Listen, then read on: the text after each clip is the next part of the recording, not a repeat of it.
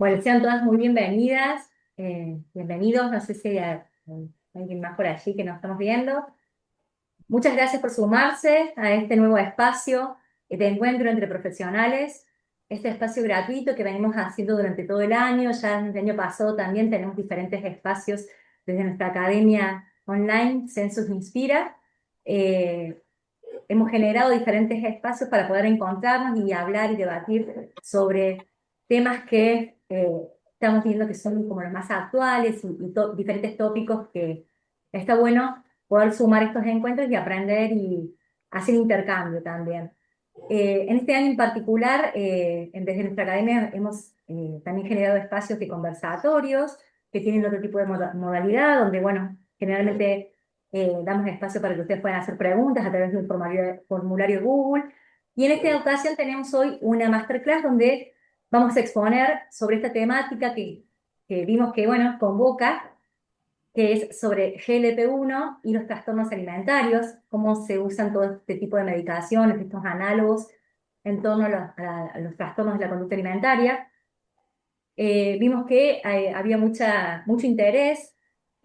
Se ve que, y ustedes háganme ahí por el chat, esto de que el tema de estas medicaciones las estamos encontrando en consultorio. A veces nosotras las Nutris, por ejemplo, ya vemos antes que están también, ya nos llegan con este tipo de medicaciones. Así que bueno, me parece que es importante poder hablar. Y dentro de los trastornos alimentarios también, si se usa, si no, vamos a ver qué otros alcances tienen. Así que bueno, esa es la propuesta. Esta masterclass está en el marco de nuestro próximo lanzamiento de una formación en trastornos alimentarios, que empieza en mayo, así que al final del taller también le vamos a comentar sobre esta formación. Ya tenemos varios inscriptos, así que bueno, queríamos también comunicarles sobre esta formación que estamos teniendo y a empezar con estos temas también que generan un poco de controversia y debate y que necesitamos estar como al día y actualizadas. Justamente me acompañan hoy Sol Sears y Jessica Whitmer, que son parte del equipo docente, y por allí, ahí está Leila, levanta tu mano, ahí que después vamos a terminar presentando. Leila es la psicóloga, también docente de la formación en trastornos alimentarios. Y para dar comienzo, nos acompaña Sandra Sartor, que bueno, es la que nos va a ilustrar un poco sobre todo el inicio de este GLP-1. Primero me gustaría saber, ahí pueden poner en el chat, desde dónde se están conectando y qué profesión tienen, si hay también médicos, solamente nutricionistas y psicólogos, quiénes se están conectando. Nosotros estamos desde aquí, desde Córdoba Capital, desde nuestra sede Census, Santa también desde Córdoba, directamente desde Francia. Así que también un poquito a la distancia. Desde Chubut, ay, Mari, gracias Mari, otra vez ahí te vemos. Desde Belville, Neuquén, Zapala, bienvenida Ana. Muy bien. Desde México. Córdoba, desde México, bueno, bienvenida. Qué alegría esto, siempre nos da mucha alegría. Hay nutris, algunos médicos también, psicólogas de San Pacho, Córdoba, Karina, bienvenida.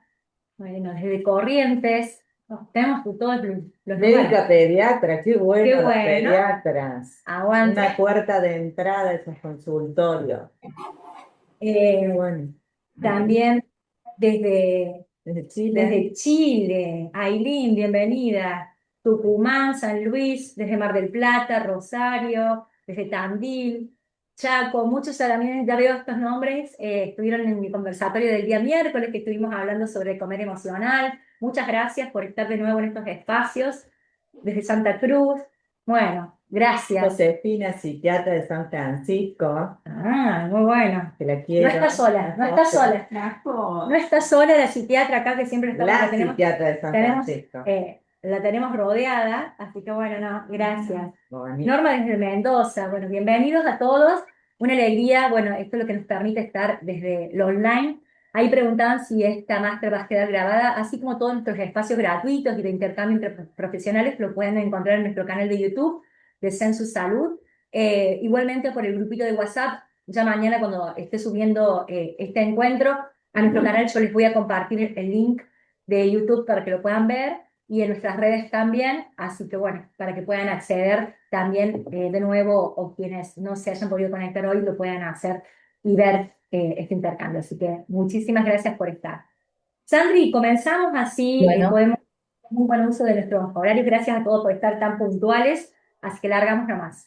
rápido porque solo voy a hacer una introducción que no pretende, por supuesto, porque soy nutricionista, hablar de fármacos ni de mecanismos, sino, bueno, esto de poder pensar juntos, juntas, qué está pasando un poquito yo no soy especialista en trastornos, sí en obesidad, y bueno, y lo voy a tratar de llevar esto que pensamos desde los fármacos y la obesidad a los trastornos. Y entonces, la primera pregunta es por qué un paciente o una paciente con semaglutide deja de pensar todo el día en la comida. Este es un concepto que para mí fue muy desafiante, ¿no? El de bajar el ruido mental, y que lo estudié mucho porque necesitaba entender a partir de qué mecanismos de verdad ocurría esto, de bajar el ruido mental, y voy a tratar de compartirlo un poquito con ustedes. Y otro paciente con el mismo fármaco, con la misma dosis, con el mismo diagnóstico, sigue teniendo atracones, ¿no? Y la respuesta es esencialmente la diferencia entre recetar un fármaco y tratar a una persona, ¿no? Y nosotros saben que nuestro enfoque está profundamente centrado en las personas.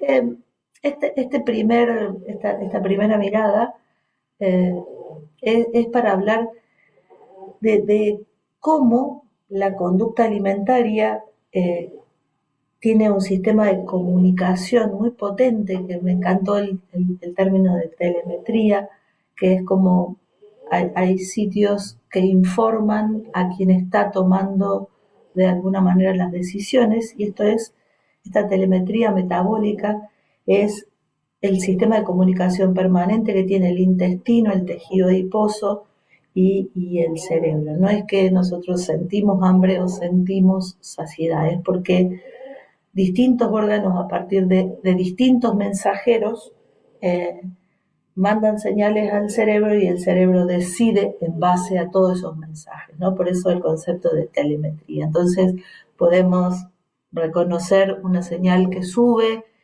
desde el estómago, que es la grelina, que se activa básicamente cuando el estómago está vacío, o cuando llevamos algún tiempo sin comer, y le dice al cerebro dos cosas: necesito energía, y también le dice buscar comida, ¿no? Activa el hambre, y el sistema de recompensa, la grelina, por eso no la queremos tanto, sobre todo quienes hacemos obesidad, porque también baja el gasto metabólico. Entonces, activa el hambre, pero también el sistema de recompensa. Por eso cuando tenemos mucho hambre, la comida nos resulta mucho más atractiva. Después tenemos un poquito más abajo señales de saciedad, el GLP-1, que lo conocimos muchísimo a partir de los fármacos, ¿no? Una incretina del intestino delgado, que lo que hace es ralentizar o retardar el vaciamiento gástrico, que la comida esté más tiempo en el estómago, y por tanto reduce el apetito. Le hace sentir eh, a la persona que ya comió suficiente. El péptido YY, que también viene del intestino, induce una saciedad un poco más profunda, y que da esta sensación de no solo de ya comí, sino como el alivio después de haber comido, esa sensación que a veces le decimos modorra. Bueno, eso también tiene que ver con este péptido, ¿no? La colecistoquinina, que se activa por nutrientes, especialmente por grasa y proteína, eh, que manda señales a través del vago y frena, es aplazada, esa es la no tan virtud que tiene la colecistoquinina, es muy potente, pero retrasada, ¿no? Y después tenemos la leptina, que es quien le informa a través del tejido adiposo, le informa al cerebro cuánta, cuánto, mm, eh, cuánta, cuánta energía tenemos guardada, ¿no? Entonces, Integrando toda esa información, el cerebro toma decisiones de cuánto, qué comer, cuándo parar de comer, ¿no? Y entonces el problema que de alguna manera es central en la obesidad y en muchos trastornos de la conducta alimentaria no es que la persona decide mal por maleducada o por que su cerebro no funciona bien. Es que algunas de estas señales empezaron a fallar. La grelina no puede no bajar después de comer, el GLP-1 llega más tarde o más débil, la leptina no se escucha, que es muy potente, y que en la obesidad hay mucha leptina, pero hay leptinoresistencia. Entonces el cerebro sigue tomando decisiones, pero con información incompleta o con información equivocada, ¿no? Entonces, los fármacos de alguna manera puede que intenten corregir esta telemetría que está un poco rota, ¿sí? Y me voy a concentrar por un ratito en dos señales metabólicas que son las que los fármacos de alguna manera nos demandan conocer, ¿sí? Entonces, lo primero que quiero que entiendan es, o que recuerden, es que el intestino todo el tiempo le está hablando al cerebro, ¿no? El intestino y el cerebro se comunican todo el tiempo. Después de la comida, el intestino le manda señales que le dicen al cerebro lo que acaba de pasar, ¿no? Metabólicamente, qué entró, qué nutriente entró, a partir de estas señales, ¿no? Entonces ese es el concepto de telemetría metabólica, que a mí me encanta siempre compartirles algún concepto nuevo para que entre en su vocabulario. Entonces, el intestino es el sensor que le informa a quien procesa la información, que es el cerebro, lo que está pasando. Entonces, de este lado podemos ver el GLP-1, ¿no? Que lo producen células L del ilion y del colon, que es secretado tras la ingesta de nutrientes y que actúa en el tronco cefálico y en el hipotálamo. Y que en el cerebro aumenta la saciedad y baja la ingesta. Del otro lado tenemos al GIP, ¿no?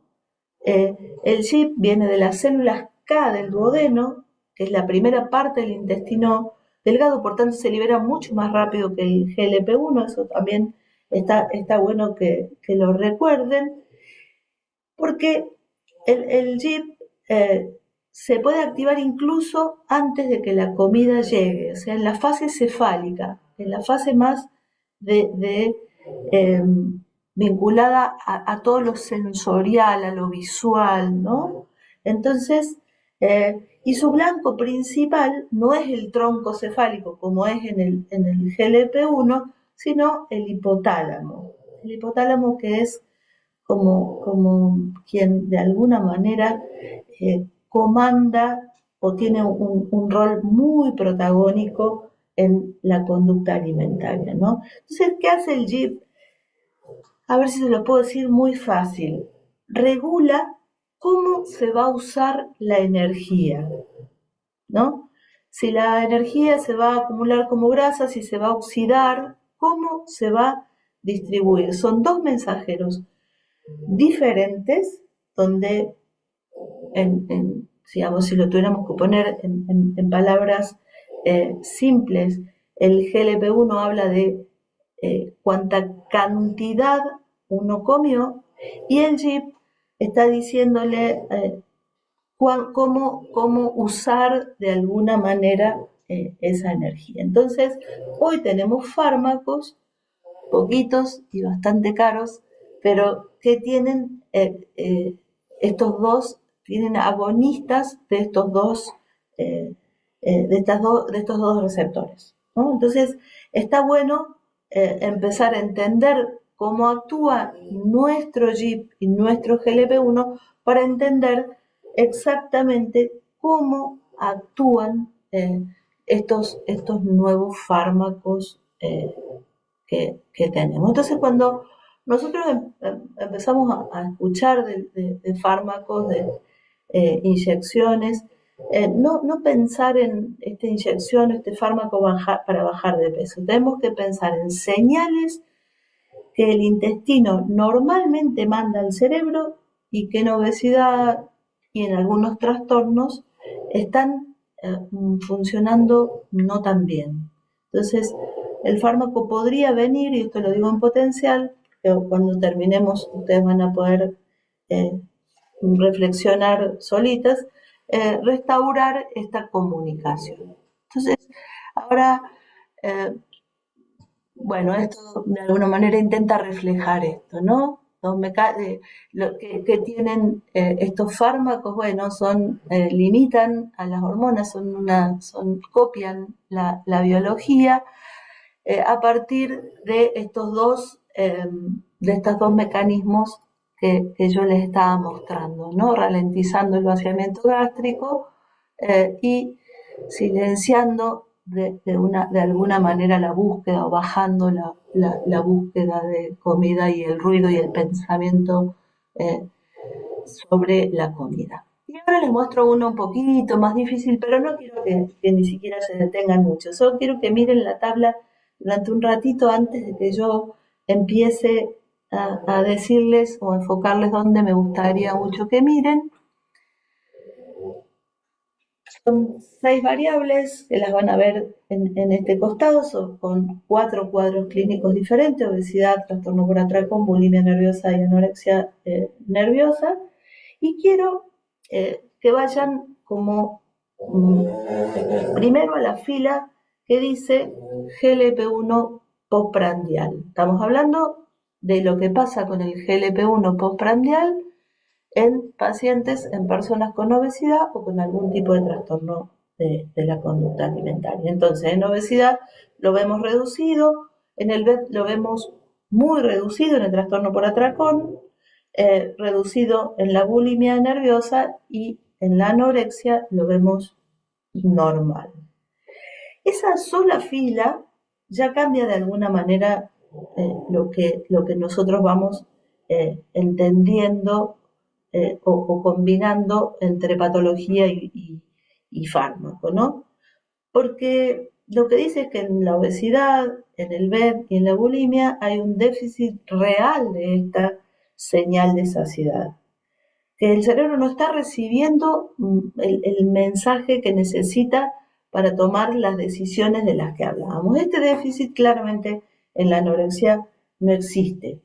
Y esto, de alguna manera, nos empieza a mostrar si en determinadas patologías, en estas patologías de las que estamos hablando, en los trastornos en particular, los fármacos tienen lugar o no. Entonces miremos un ratito la última columna, que es donde encontramos a la anorexia como patología, y tenemos una respuesta hedónica reducida, un control ejecutivo amplificado marcadamente, un GLP-1 normal y una señal dopaminérgica reducida con anedonia, con una regulación emocional muy reducida y una velocidad de ingesta muy reducida. Esta columna, digamos, está bueno que la recuerden, porque el control ejecutivo que en todas las otras patologías está bajo, en la anorexia es muy alto. Y ese hipercontrol es el que se suprime activamente, el que suprime activamente la señal de hambre. Y esto está, aunque la señal esté llegando bien, hay un control cognitivo muy, muy potente. Por eso, darle un agonista de GLP-1 a un paciente con anorexia es suprimir más el apetito y sería realmente actuar en la dirección equivocada.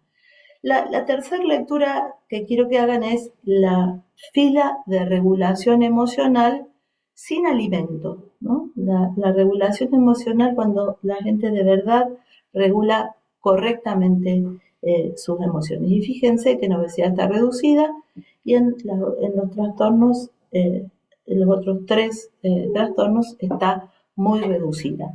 Eso quiere decir que en los 4 cuadros hay algo que el alimento está haciendo que no es nutrir. En todos, en todas las patologías y siempre. Y ese algo que el alimento está haciendo es regular una emoción, aliviar una tensión, darle estructura a la persona, calmarlo.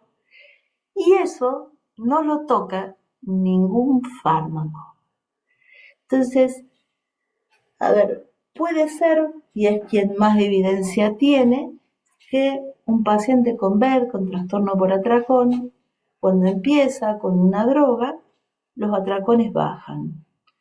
Pero lo que pasa es que si nadie trabaja sobre la función que cumplía ese atracón, lo que va a pasar es que esa función va a buscar otro camino y las chicas se van a encargar de poner bien claro esto, ¿no?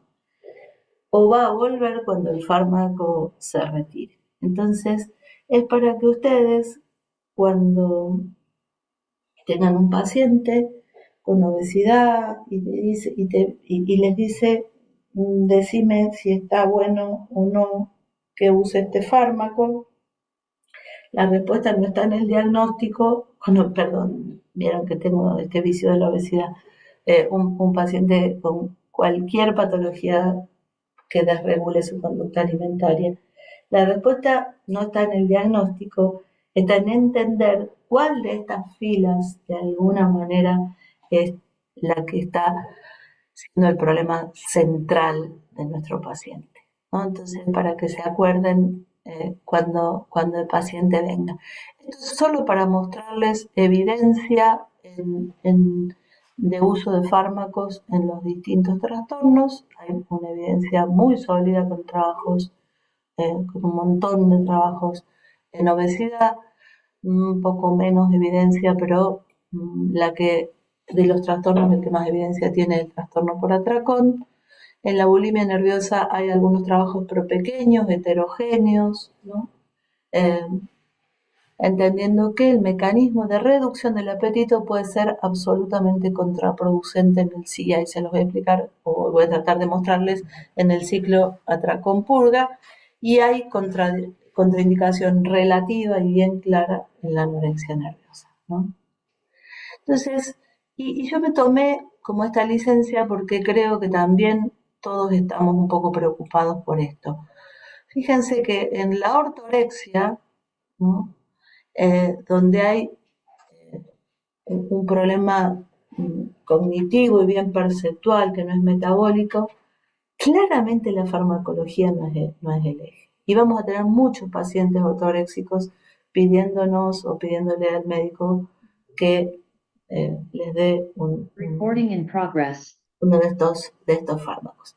Entonces, la Yo le puse tanto reflexión, a la Sandri como a la Grace. la reflexión que quiero compartir con ustedes es que cuando usamos estos fármacos en alguien que no tiene una señal rota o deficiente, no estamos restaurando una función biológica. Estamos interrumpiendo una que funciona bien para cumplir una expectativa de la persona, de la cultura o de lo que la sociedad dice que es verse bien. Y esto lo agrego yo porque a veces lo digo con mucha violencia, y dejando sin fármacos hoy, al menos eso nos está atravesando, a quienes de verdad los necesitan, ¿sí? Entonces, mis pacientes con obesidad no consiguen fármacos porque la demanda o la compra sin indicación, sin tratamiento, es demasiado alta. Entonces, bueno, como les decía, de los trastornos, el que tiene mayor evidencia es el trastorno por atracón.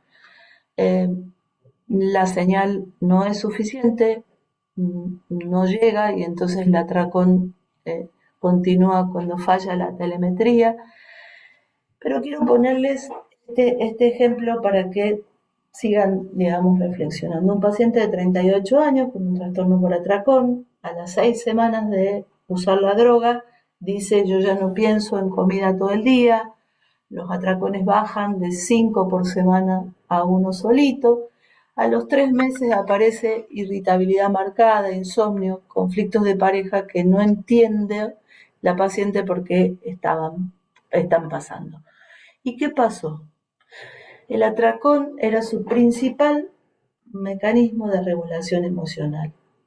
El fármaco lo redujo, pero nadie, porque no había un equipo, porque no había un psicólogo, porque no había un psiquiatra, una nutricionista, porque no había quien esté construyendo o desarmando o acompañando a esa persona a regular mejor sus emociones sin comida. Entonces, ¿el fármaco puede abrir la ventana? Sí. El trabajo terapéutico construye claramente lo que va a entrar por esa ventana. Y en bulimia pasa algo que también me pareció muy interesante marcarles, que es que en la bulimia, la bulimia empieza muchas veces, no quiero decir siempre porque no soy un especialista, pero empieza muchas veces en la restricción cognitiva, que es insostenible biológicamente, es insostenible una restricción cognitiva tan potente que entonces ese control se quiebra y aparece el atracón. Entonces, si lo pudiéramos llevar a imaginarnos como un resorte biológico, ¿no? A que la restricción lo comprime, la restricción cognitiva lo comprime, y el atracón es el rebote de ese resorte. Si el fármaco reduce el rebote, pero aumenta la compresión, o sea, posibilita la restricción cognitiva, cuando este resorte se suelte, probablemente el atracón sea mucho mayor. Entonces, allí la evaluación de un equipo experto en trastornos de la conducta alimentaria es esencial. ¿Entienden? No descartamos, claro que no. Si nosotros, todos nosotros los que estamos acá, queremos que nuestros pacientes estén bien, se sanen, ayudarlos, el punto es encontrar el modo real, el mejor modo de que este paciente, yo defiendo muchísimo, quienes hacemos obesidad defendemos muchísimo los fármacos como un recurso, pero como un recurso, no como el recurso. Entonces, para terminar, ¿qué podemos decir de lo que el fármaco no toca? Y la historia del aprendizaje emocional, los patrones relacionales que las personas construyeron, la función regulatoria que un alimento cumple en una persona, la identidad que una persona construye en torno a su cuerpo, a su control alimentario, el trauma que subyace y que organiza la conducta, a eso no lo va a tocar nunca el fármaco. Entonces, sí puede aparecer menor ruido biológico, mejores señales, una posibilidad de reestructuración cognitiva más liviana, una exposición gradual con menos carga emocional, poder regular mejor las emociones a partir de que haya menos búsqueda de dopamina y abrir una ventana donde el trabajo puede instalarse más fácil. La analogía con la cirugía bariátrica me parece muy, muy importante. Nosotros, sin duda, entendemos que cuando aparece la sociedad mecánica, la sociedad por restricción, el paciente baja de peso.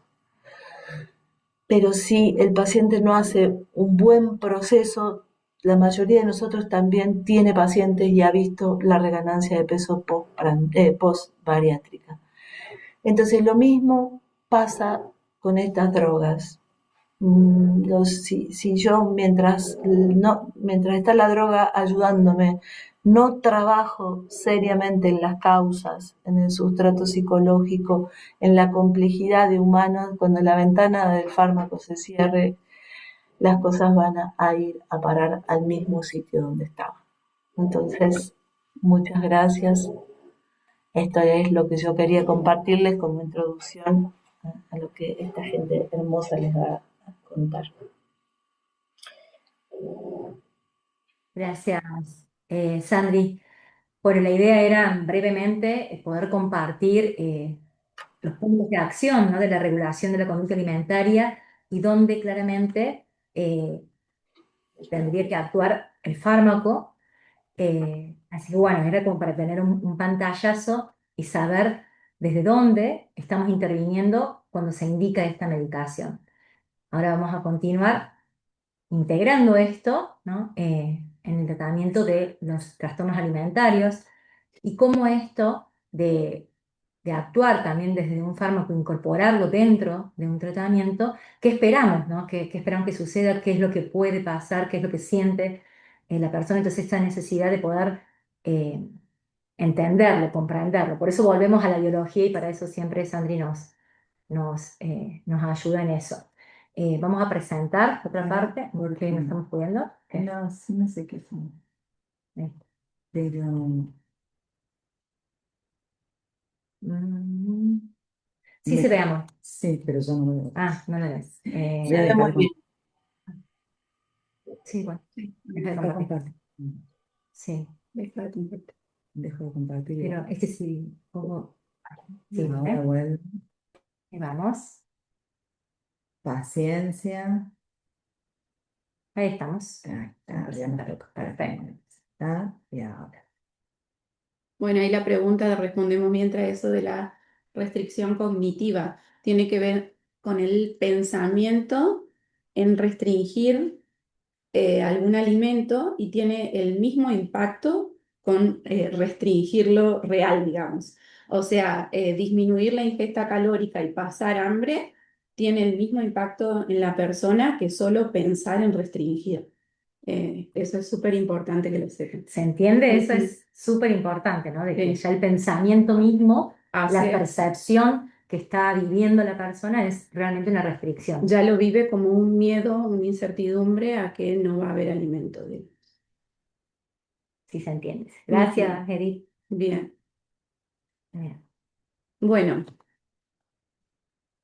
a mí me toca hablar un poco más con todo este resumen de un amplio tema que hizo Sandri sobre qué es el atracón, ¿no es cierto? Y acá le quise poner una definición cortita, que son episodios de ingesta compulsiva de comida con una sensación de falta de control y posterior culpa y malestar, ¿sí? Y la característica principal es que es mucha cantidad de comida, porque muchas personas viven o te dicen, sí, tengo atracones, ante cuando salen de su estructura dietante y por ahí es una mínima cantidad de alimentos, ¿sí? Entonces es importante cuando las personas dicen, tengo atracones, ustedes indagar un poco más de qué se trata ese atracón. Las compulsiones, ¿sí?, de un atracón tienen que ver con la función de aliviar una tensión interna, ¿sí? Quédense con eso, que alivia una tensión.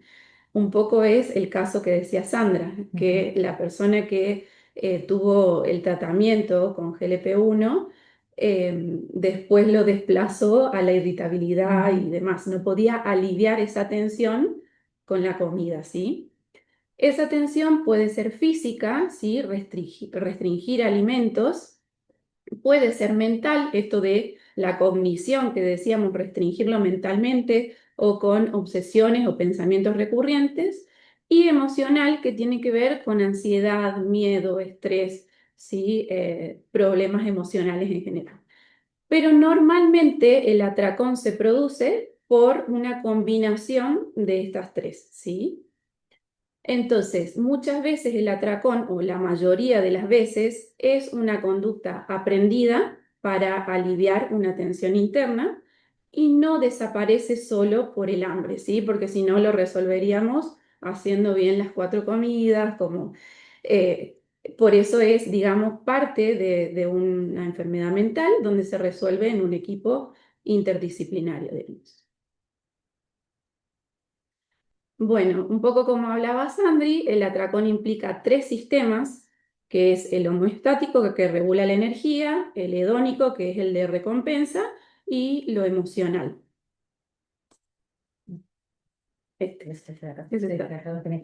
Y el fármaco actúa sobre 2, ¿sí? Que esto creo que nos quedó claro, que actúa, el GLP-1 actúa sobre lo hedónico y sobre lo homeostático, es decir, baja el apetito, aumenta la saciedad y el food noise que dicen, que es el ruido alimentario o el ruido mental que dice Sandra, y lo explicó con todo lo biológico.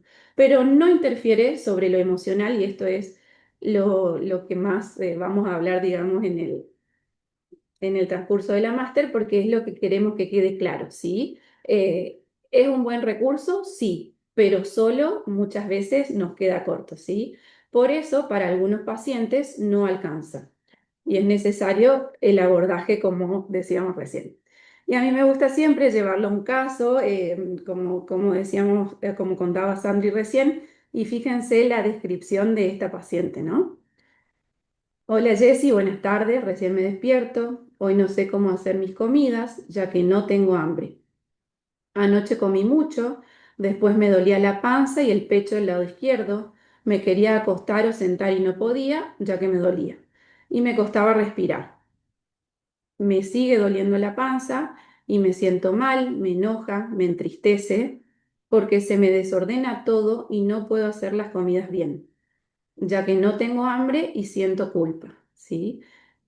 El problema no era cuánto comía, sino para qué comía en ese momento. Y ahí es donde nosotros tenemos que saber cómo intervenir, ¿sí? Desde el vínculo con la alimentación, cómo seguir el esquema alimentario de esa paciente, qué desencadenó ese atracón. Y fíjense cómo, más allá de todo lo que a ella le pasaba de lo físico, del malestar de la panza, cómo involucra lo emocional, ¿sí? El enojo, la tristeza, la frustración, la culpa, ¿sí? Me gustó este mensaje porque en un relato de una paciente cuenta todo su Malestar. sentir y su malestar, ¿sí?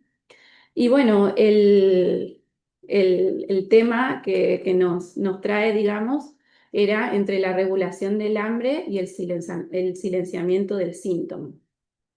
En trastorno alimentario nosotros usamos un montón el iceberg para mostrar, y muchas veces es dentro de un psicoeducativo, ¿no es cierto? ¿Qué es lo que se ve? ¿Qué es lo que se ve en la punta del iceberg de un trastorno alimentario? Son las restricciones, el ejercicio físico excesivo, los atracones, los vómitos, los cambios abruptos en el peso, pero ¿qué hay debajo? ¿Sí? Un montón de cosas a trabajar desde lo emocional. Aislamiento, conflictos vinculares, desmotivación, distorsión cognitiva, distorsión de la imagen, exceso de control, tristeza, bullying, fobia social, baja tolerancia a la frustración, identidad sexual, abuso, traumas y un montón de cosas más. ¿Sí? Entonces, ¿qué hace muchas veces el fármaco? Silencia el síntoma, que es lo que vemos, pero todo lo que está debajo queda sin trabajarlo. ¿Sí? Es una enfermedad mental, ¿sí? El trastorno alimentario, el trastorno por atracón, de expresión somática, y no podemos pasar por encima de la causa, ¿sí? Entonces, puede que un tiempo se regule esa persona, cedan los atracones, pero si no trabaja todo lo que hay debajo, se desplaza a otro lado, ya sea a una adicción, a un montón de cosas más que lo hemos visto. O vuelven a aparecer cuando el fármaco se reduce. El fármaco o el GLP-1 o cualquier otro fármaco, digamos, ¿no es cierto? Sí, es muy común lo que vemos Ujú. cuando se desplaza el síntoma, las compras. Y Las aparecen compras. ahora Ujú. con estas páginas que son súper accesibles de China, por ejemplo, y con compras en donde ponen en riesgo el patrimonio de la persona. Entonces ahí vemos que si bien ya no está la compulsión en el atracón, está en otro lado, ¿no? Ujú. Eso sí lo sabemos ver mucho. Sí.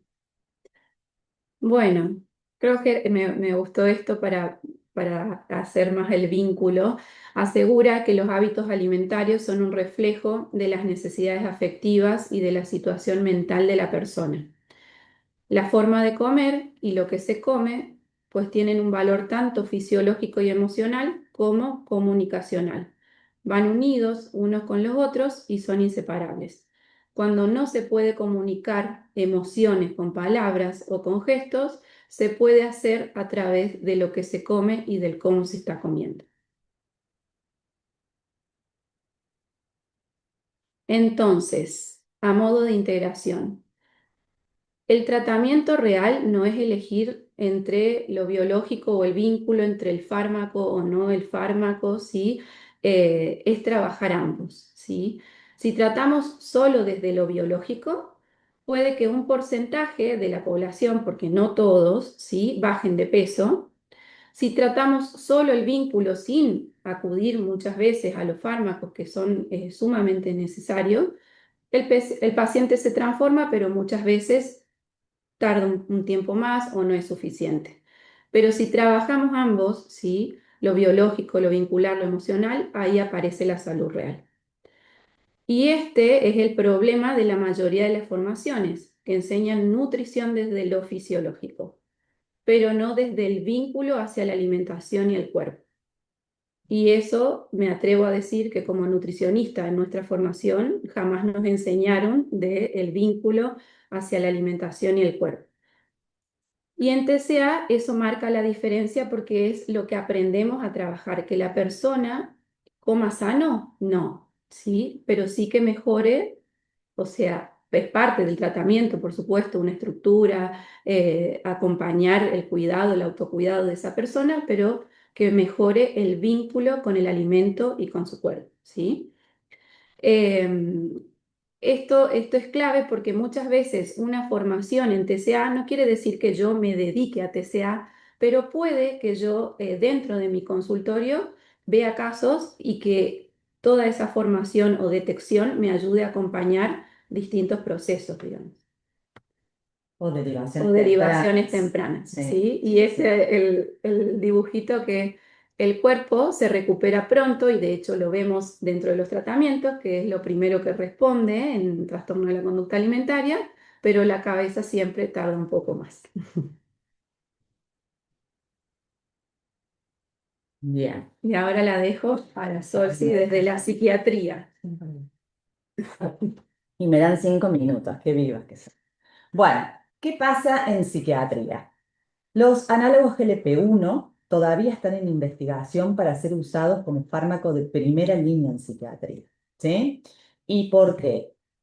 Porque la mayoría de los estudios que se han hecho es en pacientes que tienen obesidad y diabetes, entonces no cumplen los estándares para los criterios de investigación en psiquiatría, ya sea porque la población muestraria es insuficiente, porque siempre quedan excluidos los pacientes psiquiátricos cuando se hacen muestras en este tipo de investigaciones, o porque el tiempo que se lo investigó fue corto, o sea, fue suficiente para investigar diabetes, obesidad, pero no fue suficiente para investigar un trastorno mental, en donde estos estudios en investigación se tienen mucho en cuenta el tiempo para ver si hay o no recaídas, ¿sí? A su vez, hay algunas reacciones adversas que todavía se están investigando si tienen que ver o no, si podría potenciar los análogos GLP-1, por ejemplo, la ideación suicida, con lo cual esto todavía hace que el fármaco no pueda ser elegido como primera línea de tratamiento. Y también porque no se sabe cuál es la eficacia, o sea, cuál es el efecto clínico puntual en la conducta adictiva, más allá que sabemos que puede disminuir el apetito y bajar de peso, ¿sí? Entonces, todavía nosotros los psiquiatras no tenemos aprobado, por ejemplo, para el trastorno por atracón, el uso de análogos de GLP-1. De todas formas, nosotros acá en Argentina estamos acostumbrados a atar todo con alambre, ¿no? Porque en realidad el único fármaco que está aprobado por la FDA para trastorno por atracón no lo tenemos en nuestro país, que es la dextroamphetamina, ¿no? Así que en realidad nosotros los psiquiatras hacemos lo que vamos pudiendo con lo que tenemos, como la mayoría de los que hacemos salud, y nos dedicamos a eso. Bueno, pero en donde sí nosotros como psiquiatras podríamos empezar a usar esta medicación, así también nos vamos familiarizando con el uso de esta medicación, ¿no? Porque hasta ahora no es una medicación, es una medicación que venía más desde lo endocrinológico, ¿sí? Bueno. Sí se puede usar en pacientes que tengan, digamos, un tratamiento con antipsicóticos, con obesidad, ¿sí? Y diabetes. en este caso sí estaría indicado, ¿sí? Siempre yo sugiero que lo hagamos en equipo, por más que yo sea médica, sea psiquiatra y pueda indicarlo, creo que lo mejor en este caso es poder hacer una interconsulta con una nutricionista, con una endocrinóloga, ¿sí? Para este uso. Pero bueno, nosotros sabemos que los pacientes que están medicados con antipsicóticos, ya de por sí el antipsicótico tiene el efecto sobre los receptores histaminérgicos, los H1, sobre los receptores serotoninérgicos, 5-HT2C, que son los que disminuyen la saciedad y aumentan el apetito. A su vez, estos medicamentos hacen una resistencia a la insulina, de por sí, y a su vez el efecto conductual de estos medicamentos, en donde nos sedan, hay una ligera apatía, es decir, no tenemos un desgano propio de estos medicamentos, hacen que el paciente, por ejemplo, no tenga ganas de hacer actividad física, entonces disminuye el gasto energético, ¿no? Entonces, ya de por sí, alguien que esté medicado con un antipsicótico y también con algunos estabilizadores del ánimo, va a tener una predisposición o un aumento de peso. Si a eso le sumamos la obesidad y la diabetes, bueno, estos serían los candidatos para los que nosotros ya deberíamos empezar a usarlos. Ahora, si bien sabemos que estos fármacos van a actuar en los circuitos de recompensa, ¿sí? En esto en que no van a reforzar esta elevación de la dopamina por estímulos bien hedónicos, como sería la alimentación o el alcohol, que van a disminuir todo lo que es la conducta impulsiva y el craving, ¿sí? Y van a tener efectos antiinflamatorios y neuroprotectores. Todavía, ¿sí? No se sabe bien cómo es que produce todo esto. ¿Sí? Sabemos que ayuda un montón. ¿En quién? Bueno, en quiénes son, digamos, usos potenciales y que todavía se está investigando, pero que yo creo que en un futuro se van a poder usar en todos los que son trastornos afectivos. Se sabe que ayudan mucho con todo lo que es ansiedad, depresión, ¿sí? En todos los que son los trastornos de consumo por sustancias, por esto, porque realmente disminuyen esta sensación de craving, ¿sí?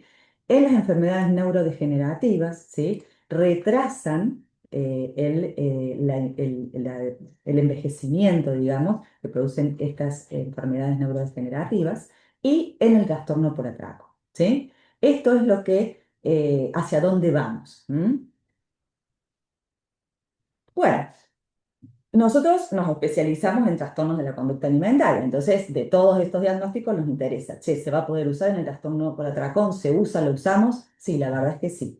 A veces lo usamos o porque nosotros lo indicamos dentro de nuestro equipo, ¿sí? Como una herramienta más, o a veces porque el paciente ya viene con esta medicación, ¿sí? Y, digamos, si nosotros le decimos, no, mira, no es el momento, no nos va a hacer caso, ya tienen su médico, muchas veces un médico de cabecera que son indicados, muchas veces un amigo, no sé qué, consiguió, porque es como la medicación mágica, ¿no? Bueno, por eso para nosotros en el trastorno por atracón, que, como les decía, no es que tenemos acá en Argentina la droga que está totalmente aprobada, tenemos que personalizar mucho el tratamiento, ¿sí? Es decir, para esto primero vamos a hacer un diagnóstico, ¿sí? Si es un trastorno por atracón, evaluar si no tiene alguna otra comorbilidad con psiquiatría. Es comórbido con, por ejemplo, un consumo por sustancias, ¿sí? Eh, es comórbido con un trastorno bipolar y está en una fase maníaca. Es comórbido con una depresión. Entonces, lo primero que hacemos es ver bien qué tenemos, le ponemos un nombre y luego vamos a tratar de estabilizar si hay un cuadro psiquiátrico mayor, ¿sí? Porque no me va a servir de nada a mí dar esta medicación con lo caro que es, con todo el trastorno lo que puede ser conseguirlo y todo, si yo tengo una fase hipomaníaca en donde el paciente le va a hacer agua. ¿Sí? Primero vamos a estabilizar el cuadro de salud mental y vamos a evaluar estas comorbilidades. Y luego vamos a ver, bueno, ¿cuál es el momento, el mejor momento para usarlo? Hemos trabajado con este paciente lo nutricional, los hábitos, hemos trabajado lo emocional, que es todo lo que nos mostró Jessie que estaba abajo del iceberg. Este paciente tiene atracones, disminuyeron sus atracones, pero tiene todavía mucha impulsividad y mucho craving. Bueno, ese sería un momento para usar, ¿sí?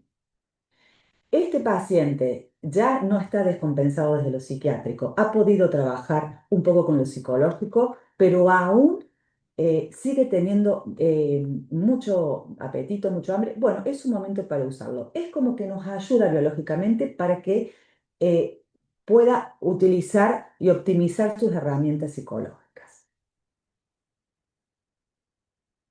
¿Por qué? Porque si nosotros no nos apuramos en dar este fármaco, ¿sí? O se lo retiramos antes, es como un paciente que está escalando una montaña y de pronto se le cae un arnés que lo sujetaba, ¿sí? Va a quedar en la cuerda floja. Es por eso que es tan importante que esté indicado dentro del marco de un equipo, de una estrategia, como una herramienta más que sí funciona, pero cómo, cuándo, para qué, dónde y sobre todo, cuándo lo vamos a retirar, que ese paciente esté preparado, ¿sí? ¿Cómo hemos podido trabajar desde lo conductual con ese paciente? ¿Cómo hemos podido trabajar desde lo psicológico con ese paciente? ¿Hemos podido trabajar la conciencia de enfermedad? Porque en algún momento, si se lo damos solo por trastorno por atracón, vamos a tener que retirárselo, ¿sí? Y ahí, si ese paciente no está con suficiente conciencia, con suficientes herramientas, sí hay un riesgo de rebote, ¿sí? O hay un riesgo que el paciente siente que no puede vivir sin ese medicamento. Ni hablar si el medicamento le da alguna reacción adversa, ¿no? Entonces, bueno, es sumamente importante eh, el trabajo en equipo. Pasamos. Ley, ¿querés compartir vos o te pasamos desde aquí? Sí, me parece que puedo compartir yo, así es más fácil cuando voy hablando. ¿Puede ser? ¿Sí? A ver. Bueno, ¿cómo vamos hasta acá? Hay un poco de ya una idea formada, una reflexión, ¿no? Mm. Yo quiero empezar reflexionando con esta pregunta con todas.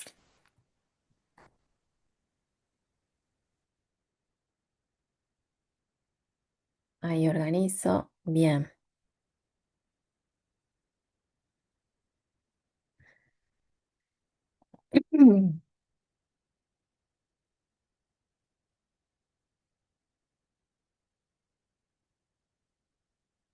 Ah, ahí se está viendo lo mío.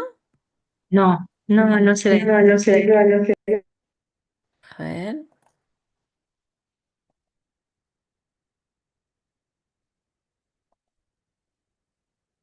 No, se ve a la concurrencia, digamos. Ah, ahí va queriendo. ¿Ahora? Ahí sí, ahí sí. Perfecto. Bueno, no sé por qué no las puedo ver yo desde acá, no entiendo mucho esta compu, pero me pueden, ustedes chicas me dicen si alguna quiere comentar algo, ¿sí? Bueno, para hablar un poquito, siguiendo todo lo que dicen las chicas, que estamos de acuerdo y que realmente parecemos un equipo, yo quería comenzar con esta pregunta, que pensemos cuántas de ustedes atendieron este año a alguien que no encaja dentro de ningún diagnóstico de trastorno alimentario que aprendieron en la facultad, ¿sí? Y un poco para reflexionar también estos nuevos tiempos, ¿no? En la era que estamos, ¿qué pasa también con los pacientes que por ahí no los podemos poner en esta nomenclatura de si tiene un TCA como bulimia anorexia, pero sin embargo tiene algunas características, ¿sí? Del trastorno alimentario que también nos hacen repensar este tipo de intervenciones. ¿M? El paciente que tenemos hoy no es el de manual de hace 20 años y sin embargo seguimos buscándolo ahí, que un poco es lo que decía Jessie hace un ratito, que hay un problema cuando uno sigue dando esas herramientas que tienen que ver solamente con lo biológico y no pensar en el vínculo con el paciente. El mundo cambió y el paciente también. Este es un estudio, sí, de la OMS del 2024, donde dice que aumentó un 22%, ¿sí? En niños y adolescentes, perdón, los signos de trastorno alimentario. ¿M? Luego dice que uno de cada tres niños presenta algún tipo de desorden alimentario en algún momento de su desarrollo. O sea, si nos ponemos a pensar, es enorme esto, ¿no? Uno cada tres. Y post pandemia, ¿sí? Incremento sostenido del 2020 por el aislamiento y la sobreexposición a las redes sociales, que aumentó también los trastornos alimentarios. O sea que en estos últimos 26 años ¿sí? El aumento que hubo de casos de trastornos alimentarios es mucho más alto y algunos que no entran dentro, ¿sí? de estas nomenclaturas. ¿Qué pasa en este contexto, ¿no? Aparece este nuevo actor del que venimos hablando, que son los GLP-1, ¿sí? Las chicas lo explicaron mucho mejor, ¿no? Pero que lo que tiene esto es que va a suprimir el hambre fisiológica, pero hay algo muy importante, que no se toca el vínculo emocional con la comida, ni la distorsión de imagen corporal, ni el pensamiento dietante. Cuando nosotros pensamos en pacientes con trastorno alimentario, tenemos que pensar que sí están estas características, que tenemos que atender, como dijo San al principio. Y yo creo que cualquier profesional que trabaje con la conducta alimentaria, ya sea que lo haga en obesidad, en trastorno alimentario, ¿sí? o en cualquier otra patología alimentaria, siempre tiene que pensar en relación a estas nuevas personas que tenemos adelante, que están atravesadas por un contexto y una cultura dietante, ¿sí? donde se dan estos indicadores de malestar con el cuerpo. ¿Mm? La OMS advierte que se debe usar el GLP-1 en forma condicional con evaluación integral y seguimiento individualizado, cosa que no está pasando. ¿Mm?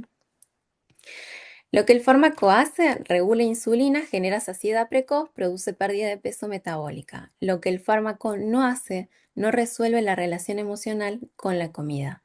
Tampoco trata la distorsión corporal y tampoco interviene en el pensamiento dietante, ¿sí? Es un poco de todo esto que eligieron las chicas hasta ahora. Entonces, hay algo que es un fenómeno que hoy tenemos, ¿sí? Un fenómeno normativo, que es la insatisfacción corporal, ya sea que la persona tenga un trastorno alimentario o no. Sintomatología, ¿no? de trastorno alimentario. A las pacientes a veces le digo, bueno, vos no tenés, si bien no encontramos unos síntomas de compensatorios, ¿sí? Pero tu mente funciona como un trastorno alimentario. Entonces, ¿qué sucede? Los estudios dicen que entre el 50 y 70% de jóvenes presentan insatisfacción corporal. En mujeres puede llegar hasta un 86%, en la población universitaria del 63 al 71% y más del 50% de mujeres reportan malestar con su cuerpo. Entonces, esto es un indicador clave en nuestro presente y lo tenemos que pensar con todos los pacientes. ¿Mm? La insatisfacción surge de una distancia entre cómo me veo y cómo debería verme. Yo tomé este reel, si le quieren buscar, a esta chica es una influencer, Elise Labont. Está en inglés, ¿no? Pero bueno, ella lo que dice: durante mi ciclo, antojo dulce al 1000, disciplina al 1001. Esta es una nueva tendencia que se ponen, o sea, para que veamos todo lo que estamos recibiendo de información y también de la idea que hay de lo que uno tiene que hacer para llegar a ese cuerpo ideal. Ahora utilizan bolsas para comer ese atracón, ¿no? que se quieren dar, pero sentir que lo comen y engañar al cerebro. O sea, súper lejos de esto, está como nunca lo habíamos pensado. Y esto está siendo ahora una tendencia. Mm. Para pensar en todo esto, ¿no? En todo lo que venimos charlando y este contexto difícil, que es preocupante, les queríamos contar que nosotras empezamos a pensar mucho en estas pacientes que quedan como en el tibio, ¿no? Que no hay algunas conductas que sean restrictivas o conductas compensatorias, pero sin embargo el pensamiento dietante es tan fuerte y la insatisfacción también, que la persona pareciera que podríamos decir que tiene un trastorno alimentario, y siempre decimos, ¿qué hacemos, no? Entonces nosotros ahora tenemos tratamientos para TCA y dijimos, ¿qué hacemos con esta persona que queda ahí como en el medio? Porque su demanda muchas veces es un nutricionista, pero las nutricionistas, sobre todo del equipo, que están formadas integralmente, dicen, yo sola no puedo porque hay algo mucho más emocional. Entonces, a partir de eso, hicimos una admisión y dentro de esa admisión aplicamos unas escalas, ¿sí? Para que ayudar a la persona que se dé cuenta de lo que le está sucediendo. Esto es un caso clínico que tomé de uno de los que tenemos con las chicas, ¿sí? Era una paciente que había intentado con la GLP-1, ¿sí? Se le aplica esta escala que es muy cortita y que hoy se las vamos a dar, ¿sí? Como por haber estado en esta clase y para que puedan utilizarla y trabajar también. No había un diagnóstico de trastorno alimentario, sí, pero sí había baja conexión corporal, baja conexión, dificultad en el registro interno, sí, y una autocrítica normalizada. Cuando esta paciente responde este test que de 10 ítems, que lo que valora acá es la percepción positiva del cuerpo, ¿no? No solo la conducta, sino más bien la insatisfacción que hay y que siente y cómo experimenta su cuerpo.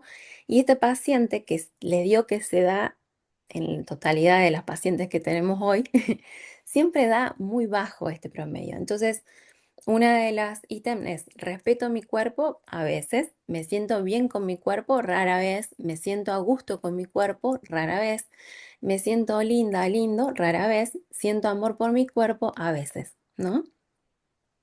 Entonces, esto es para reflexionar, porque una paciente que tiene esta indicación de GLP-1, pero tenemos esto en su mundo interno, ¿cómo creen que esto va a funcionar? Creo que me salté una diapo, pero bueno. Entonces vuelvo a esta pregunta, ¿no? Y si esto no es un TCA, entonces, ¿qué es? Bueno, a veces no es importante que todo esté en el diagnóstico, sí, pero como dijo San, que veamos a la persona, ¿no? No nos vamos a quedar solo con su diagnóstico. Entonces, también las queríamos invitar a reflexionar un poco de esto, de abrir más allá del trastorno alimentario a cualquier persona que esté adelante nuestro y que presente un conflicto con su cuerpo y la alimentación. ¿Mm? Leila, Porque si... Sí, perdón, perdón. ahí en el chat, entonces voy a compartir esta escala de apreciación Sí, corporal. ¿Querés que lo haga ahora? Lo hacemos más. Ahí lo tengo sí, para. ahí si quieren compartirla y después les voy a contar un poquito más de cómo se utiliza si alguna tiene una duda. ¿Mm? Pueden descargarla directamente desde el chat. Pueden entrar ahí y pueden descargar ese PDF de este instrumento, que es una forma también, como vos decías, de acercarnos a preguntar y a observar esta relación con el cuerpo, ¿no? Entonces nos da una guía, resulta muy interesante para que la persona pueda tomarse el momento y de conectarse, qué le está pasando en relación a su vínculo con el cuerpo. Claro, totalmente. Y sobre todo por esto, ¿no? Porque siempre que creo que ahí esta diapo me está faltando, pero lo que quería decirles es que nosotros estamos en este contexto y estamos atravesadas. Entonces, a veces no se trata de eliminar, sino se trata de integrar, ¿no? Y también integrar lo que nos parece difícil, lo que no estamos de acuerdo, lo que no va con nuestros valores, para que esa persona también se acerque de otro modo a esto, ¿no? Entonces, si viene con esta propuesta de que yo quiero las inyecciones, bueno, conversemos, veamos qué te pasa en relación a tu cuerpo, ¿sí? ¿Qué podrías transformar o qué va a quedar intacto? ¿Mm? Entonces, esta manera de usar, por ejemplo, un test pequeñito, ¿sí? A veces le ayuda al paciente a darse cuenta de lo que hay detrás de esa sintomatología. ¿Qué cambia y qué no? ¿No? Esta paciente antes, sin GLP-1, había insatisfacción corporal presente, había baja conexión con el cuerpo, había malestar emocional asociado, había una relación ambivalente con la comida. Después de con el GLP-1, sí hubo una baja de apetito, una baja de ingesta de atracones, ¿sí? Menos urgencia conductual. Pero lo que no se resolvió es el bienestar corporal, la aceptación y el vínculo con el cuerpo. Este test nosotros lo aplicamos varias veces durante el tratamiento para que la persona pueda ver, ¿no? Si ha cambiado algo o no y qué más tiene que seguir trabajando. Entonces, volviendo a la pregunta hoy presente, a lo que nos convocaba también, que lo que queríamos dejar en claro, sobre todo me parece con todas las colegas, es ¿qué pasa si solo intervenimos sobre el apetito? El desplazamiento del síntoma, el malestar, no desaparece, cambia la forma, ¿sí? Que es lo que han dicho las chicas todo el tiempo que, bueno, ¿no? Y esta paciente que también trajo Sandra, ¿no? Como, bueno, va a desaparecer tal vez la parte conductual alimentaria, pero va a aparecer de otro modo, ¿sí? Hay mayor desconexión corporal porque hay menos registro de señales internas, ¿sí? Acuérdense en que cuando una persona, cuanto más aparecen más emociones, un modo de defensa y un mecanismo es la desconexión, ¿sí? Ya las pacientes que tienen antecedentes de trastorno alimentario o que tienen problemas, sí, patologías alimentarias, ya se sabe que tienen como mecanismo de defensa muchas veces la desconexión. Entonces, imagínense si esto no se trabaja y sobre todo sacamos la forma en que se regulaba, va a aumentar esa desconexión, ¿sí? Hay una falsa sensación de mejoría, ¿sí? Porque la persona dice, bueno, como podría haber sido en esta paciente que nosotros trajimos o la que trajo San, bueno, sí, desaparecen los atracones, no estoy comiendo tanto, pero sin embargo aparecen otros conflictos. ¿Mm? La cronificación del problema de base es la relación con el cuerpo y eso queda intacto porque no lo trabajamos con la inyección, ¿sí? Y aparecen dificultades en la regulación emocional porque sin herramientas se aumenta la vulnerabilidad. Entonces, el riesgo no es usar GLP-1, sino el riesgo es pensar que con eso alcanza.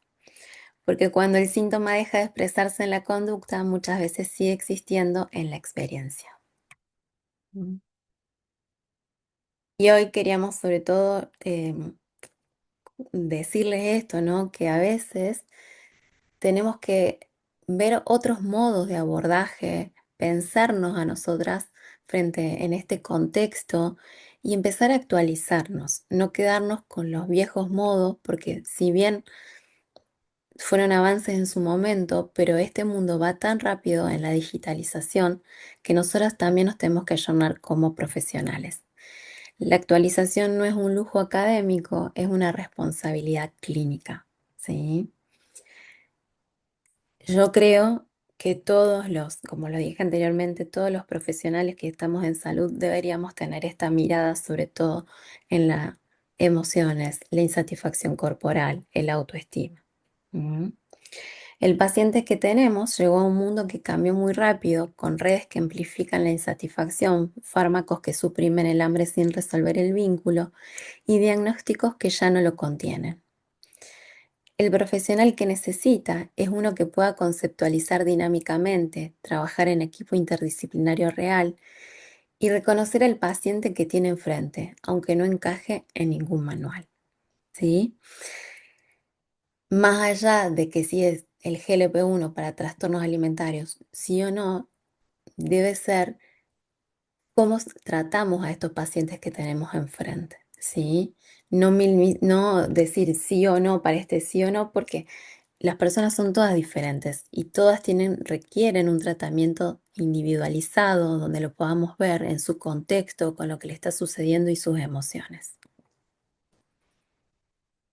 Entonces, ¿qué necesita hoy nuestra práctica clínica? Ampliar la mirada más allá del síntoma, integrar cuerpo, emoción y conducta, comprender la función del síntoma y acompañar procesos, no solo resultados. El desafío no es elegir entre intervenir o no, es cómo intervenimos. ¿Mm? Bueno, un poco este era el resumen de lo que le queríamos contar y de lo que nosotras vamos a trabajar durante toda nuestra formación en trastornos alimentarios, que va a ser desde una mirada psiconutricional, ¿sí? Que la vamos a aplicar en los trastornos alimentarios.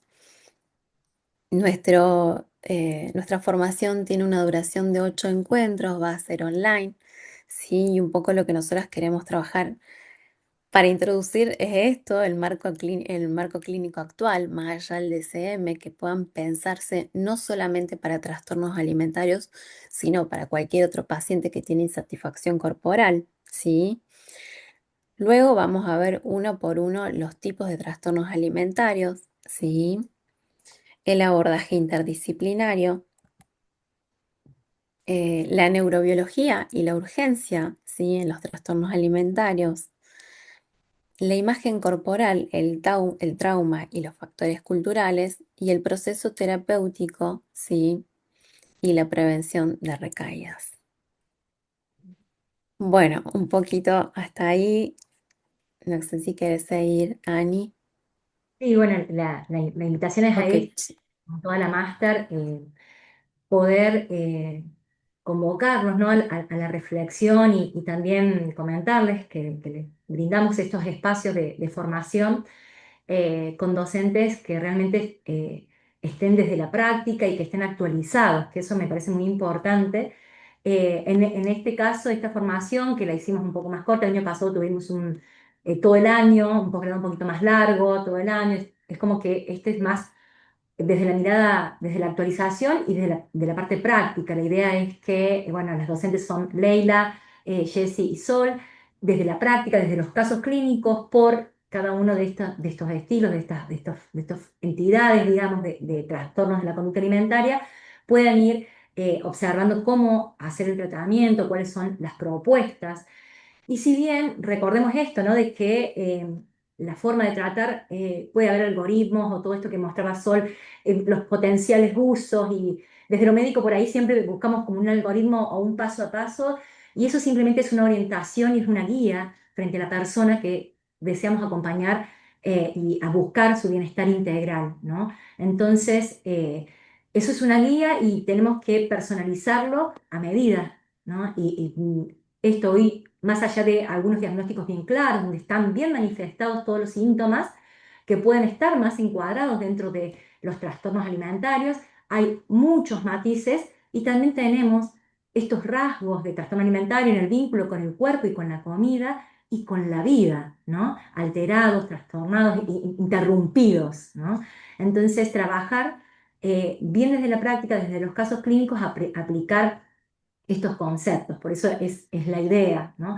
Y la dinámica es un poco así como esto, ¿no? Donde sí está la teoría, está el concepto, pero la reflexión para la aplicación práctica es fundamental, ¿no?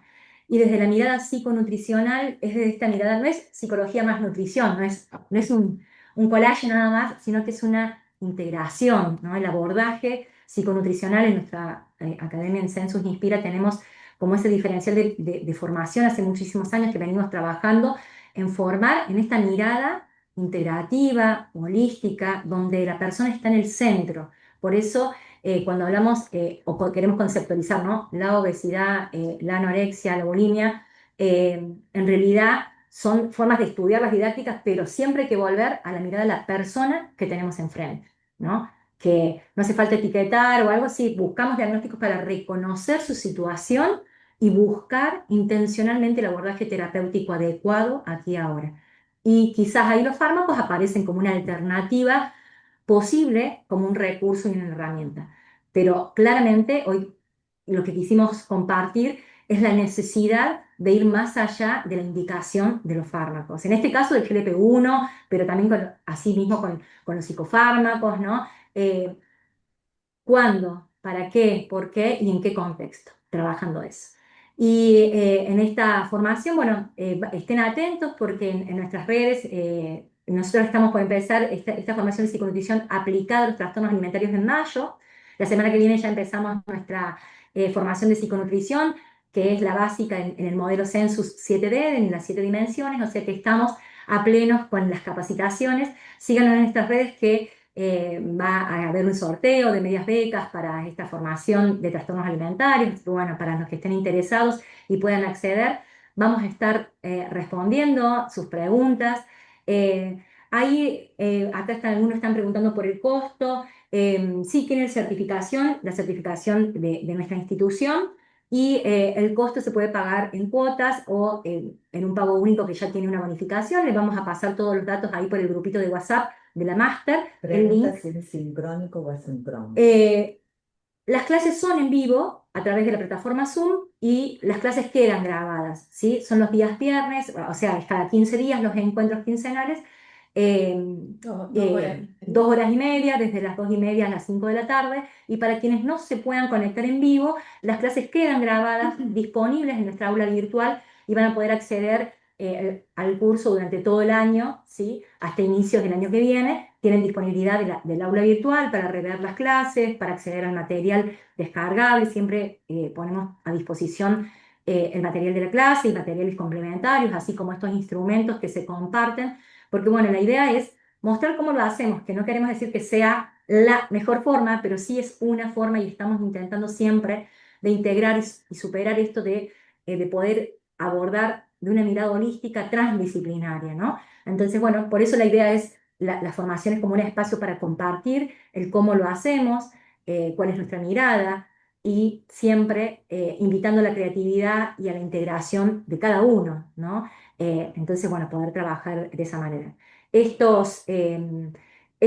tipo de formaciones también lo que está bueno es poder generar redes y este encuentro entre nutricionistas, psicólogos, médicos, psiquiatras, ¿no? Y formar equipos porque vemos esa necesidad, ¿no? De trabajar en conjunto, claramente. Y no solamente derivarnos, ¿no? Es más allá de una derivación, es poder acompañar en equipo a la persona que se nos presenta y que está buscando esta ayuda, ¿no? Que podamos ser verdaderos terapeutas, que facilitemos el proceso de la persona en su camino al bienestar, ¿no? Así que bueno, todo sí es sincrónico y pueden estar en vivo, que por ahí la participación en vivo lo que permite mucho más es el intercambio, pero bueno, para quienes no puedan conectarse va a quedar grabado, siempre queda grabado. Así Sí, que bueno, somos permeables, porque alguien pregunta para consulta, ¿no? Sí, sí, somos súper permeables. sí. Siempre en el grupito de alumnos por WhatsApp, ahí es donde Demasiado. Demasiado, diría. se arma un grupito de WhatsApp de los alumnos y ahí es donde ocurre también el intercambio post clases, digamos, ¿no? Así que bueno, Después podemos salir a tomar algo, los que están en Córdoba. claro, Otro país, no sé, no invítennos. sé, claro. No, la idea, yo lo que les quería decir es que la idea es presentar casos prácticos, abordarlos desde lo teórico, por supuesto, pero con esto que decía Leila, en la actualización, sabemos que con la IA obtenemos la información muy fácil, entonces lo que más vamos a priorizar es compartir nuestra experiencia, digamos, qué hacemos en el abordaje de cada una de los distintos trastornos de la conducta alimentaria o no, esto que hablábamos hoy, los que quedan fuera del manual. Así que bueno, Y lo importante, sí, porque por ahí hay una pregunta con respecto a anorexia atípica, ¿no? Bueno, justamente todos estos otras formas, ¿no? De esta alteración en las conductas en lo diario, bueno, va fuera del manual generalmente. Y también yo creo que es un arte, ¿no? En el arte de la integración, por eso poder compartir con los otros, saber cómo trabaja cada disciplina, desde dónde lo hace y cuáles son los puntos de encuentro y cómo podemos buscar la mejor manera de acompañar. Y eso también requiere este aprendizaje de poder escucharnos, debatir, actualizarnos. No podemos negar lo que nos está atravesando, por eso Leila mostraba los porcentajes, las cosas, o sea, lo que vemos en consultorio, ¿no? Así que bueno, seguimos ahí por el grupito de WhatsApp. Yo les voy a poner el link de la clase de YouTube, les voy a volver a compartir para quienes no hayan podido descargar la escala de apreciación corporal, el material de la clase también, porque la idea es compartir y abrirnos, ¿no? En esto el conocimiento no es de uno, sino que es de todos y en la medida que estén en la mano y lo podamos bajar a la práctica, es la utilidad del conocimiento, ¿no? Entonces ese es nuestro propósito. Y bueno, para quienes estén interesados, ahí en el grupito también nos pueden ir preguntando, consultando. Yo les voy a pasar el link de nuestra formación. Y bueno, sigan nuestras redes ahí se viene pronto un sorteo de becas. Así que bueno, les agradecemos muchísimo por estar aquí.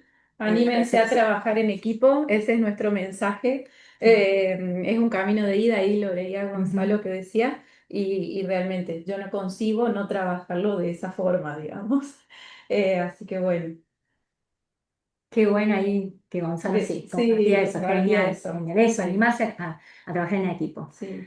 Muchísimas gracias, seguimos ahí por el grupito de WhatsApp y estamos en contacto. Síganos que todos los meses vamos a tener algún espacio gratuito, también de conversatorios de diferentes temas. Así que bueno, los invitamos a seguir en contacto. Un abrazo, gracias. Gracias a todas.